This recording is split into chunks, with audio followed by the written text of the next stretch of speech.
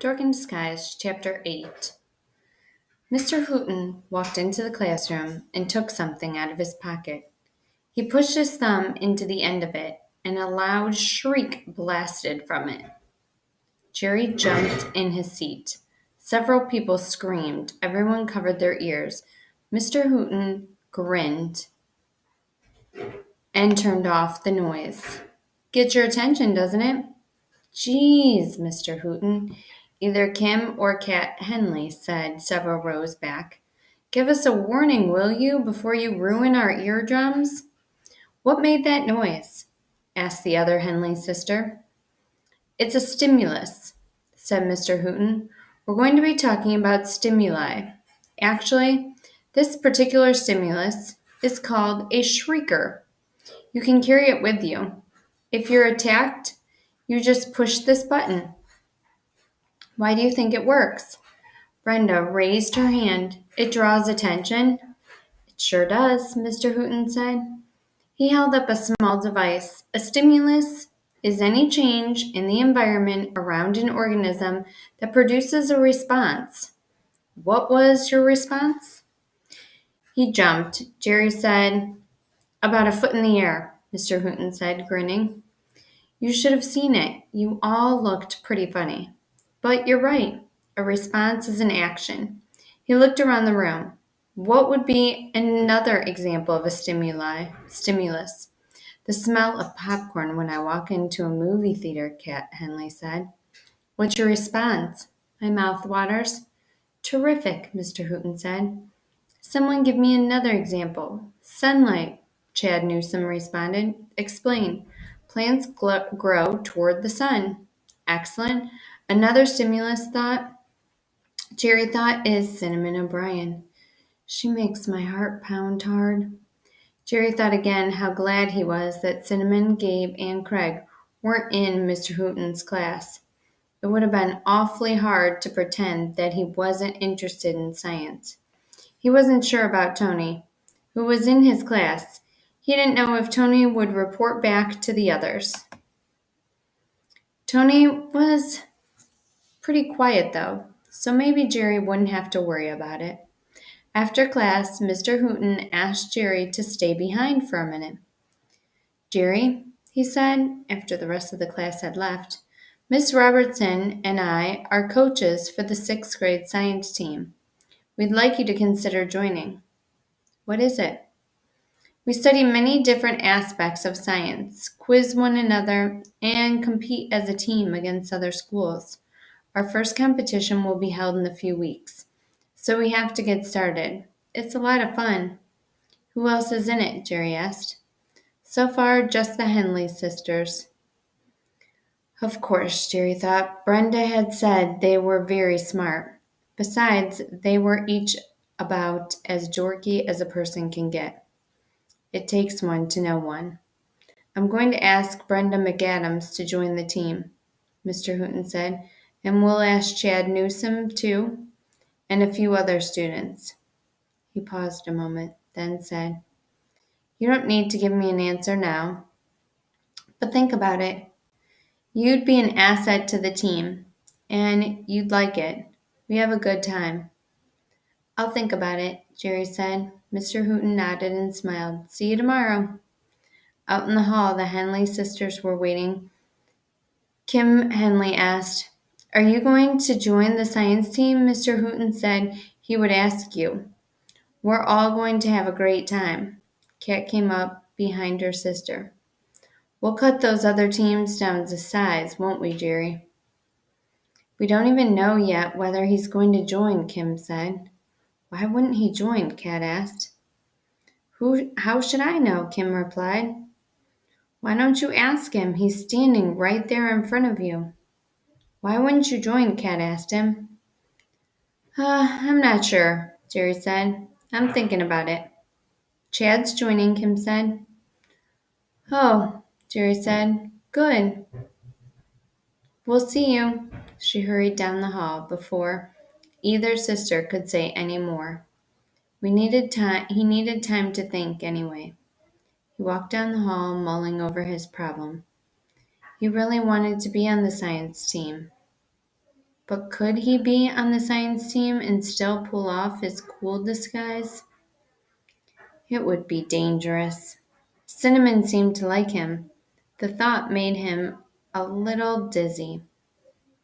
To think that he, Jerry Flack, the dork of the fifth grade, in his old school, was liked by a girl like Cinnamon O'Brien in the sixth grade. She even acted as if she thought he was cool. Jerry wondered if she thought he was as cool as Gabe Marshall. She asked if Madeline was his girlfriend. Jerry wondered if she thought he was as cool as Gabe Marshall. She had asked if Madeline was his girlfriend. Could she have asked because maybe, just maybe, she wanted to be his girlfriend? Did she say he might write a song for someone else, hoping that she would be the person? Could he dare even hope for something so unbelievably wonderful? And then there was a very important question that loomed in his mind. Could he write a song for Cinnamon? He didn't know the first thing about music. Could he pull it off? This was definitely the best day since school had started. This was even the best day since he and his family had moved to Spencer Lake a month ago. Heck, when he thought about it, he realized this might be the best day of his life. It was pretty scary, though. Jerry felt as if he were skating on thin ice. As if he made one false move, he'd go plunging into icy waters, while the cool kids waved and laughed at him from the shore. But he wouldn't think about that now. After all, Cinnamon O'Brien seemed to like him. What more could a guy ask for? He decided as he headed down the hall that it was awfully risky to join the science team. Maybe he'd better not try it. He didn't want anything to jeopardize his chances with Cinnamon. Hi, Brenda. Hi. Jerry hadn't been able to talk to her for the rest of the afternoon. She had arrived at their classes just before the bell and hurried out with other friends before he could speak to her. He couldn't wait to tell her about his great conversation with Cinnamon. Finally, after school, he had found her at her locker. Brenda pulled out 2 notebooks and a science book. You going home now? Jerry had to talk loud over the banging lockers and yelling kids in the hall. Yep, I'll walk with you part way. Okay, sure. I wanted to tell you about the great conversation I had with Cinnamon today. Brenda closed her locker and turned to Jerry. That's fantastic. Congratulations. Thanks. I'm going to try and write a song for her. You think she'll like that? Sure, why wouldn't she? Hey, thanks for suggesting that I be nice to her, Jerry grinned. I don't know why I didn't think of it. Brenda laughed. Yeah, being nice. What a concept, right? Hey, I've got to go. I'm meeting Aubrey at my house after her flute lesson. We're going to play video games. Disappointment flickered through Jerry and settled into his chest. He hoped that Brenda would be more excited about his conversation with Cinnamon. He had wanted her to ask him to recount the conversation word for word. He had hoped she'd celebrate his victory with him. After all, she was the person who had given him such great advice. Could you wait for me? Jerry asked. I have to stop at my locker first. Well, okay, sure. Wait by the oak tree, okay? Jerry said. I'll be right there. Jerry hurried to his locker, grabbed what he needed, and went outside. Brenda wasn't standing by the tree. Jerry squinted and looked around, but he didn't see her. Hey, Flack. Jerry turned to see Gabe right behind him.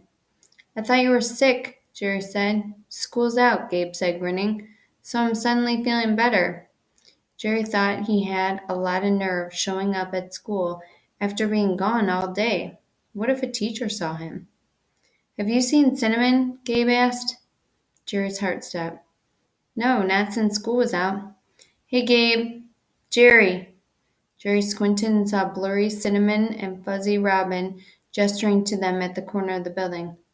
Come on, Gabe said. Jerry followed him. Where are we going? He looked around, searching for Brenda. Where was she anyway? On the sidewalk at the top of the step slope that led down to the playing field, a group of kids had gathered. Cinnamon, Robin, Tony, Carrie, Craig, and several other kids were talking and laughing. Have you ever skated down this hill, Gabe? Robin asked. Not yet, Gabe answered. Cinnamon was smiling at Gabe, so Jerry jumped in to get her attention. It would be really awesome to rollerblade down that hill. Gabe turned to Jerry. So why don't you? Do it. Me? Jerry's heart gave out an extra thump. Great idea, Flack, Jerry said. I've been waiting to see you skate. Everyone looked at Jerry. I don't have any skates. I don't have my skates, he stammered. He forced a smile. From the corner of his eye, he saw someone standing away from the crowd. He turned and saw a blurry Brenda. She was listening to the conversation. I've got rollerblades in my backpack, Gabe said. He grinned slyly. Unless maybe you're scared. Jerry, feeling Cinnamon's eyes on him, forced a laugh. Scared? Ha! No way. But your skates wouldn't fit me. I've got big feet. What size? Jerry's flickered over to Cinnamon and back to Gabe. I wear a 4. Same as me. Gabe threw his backpack off his shoulder and opened it. Jerry's knees were suddenly weak. Gabe handed Jerry the skates. Put 'em on. Jerry's heart was slamming away in his chest. He felt lightheaded. He reached out and took the skates. Everyone stared at him. He knew he didn't have a choice.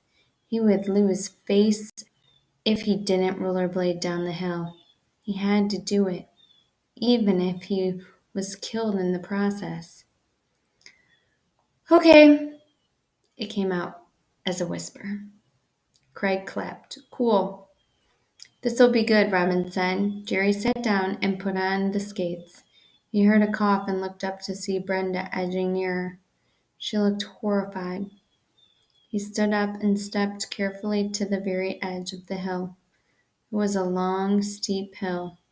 He had never noticed how long and steep until this moment. He glanced back at Cinnamon, who looked very impressed. The guys also watched with great interest. Oh boy, he whispered the words.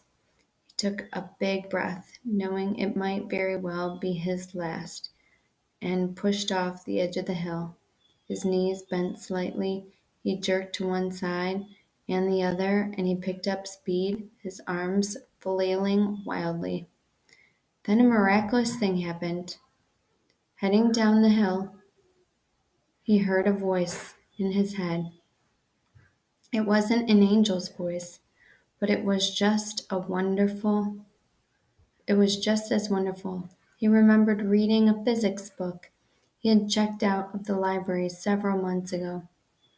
A body is more stable when the center of gravity is lowered and there is a broad base of support. Jerry leaned forward slightly, bent his knees till he was squatting, and widened the stance between his feet. He zoomed down the hill, picking up more speed as he tore along the sidewalk. He didn't fall. Faster and faster he sped. He was edging left. He couldn't control it. The wind blew his hair. His shirt flapped on his back. Zoom! He tore along at the left edge of the sidewalk. He started to wobble. Out of control. He reached the bottom of the hill and began to slow just as his left foot skated off the sidewalk. Then his right foot left the cement. He slammed into a tree and fell backwards on his butt into the grass. The world spun around him. His face hurt, his knees hurt, and his butt hurt. But that was okay. I didn't die, Jerry thought happily. He heard feet running down the sidewalk. He struggled to sit up. The kids surrounded him, slapping him on his back. He did it, Robin cried. I didn't know he had it in him. What a great ride, Craig whooped. You were shaky at the beginning, but you handled it like a pro, Gabe said. Cinnamon knelt beside him and touched his cheek. "You're going to have a black eye, Jerry," she smiled and gazed at him cool. Jerry smiled back at her because he knew now, without a doubt, he was in.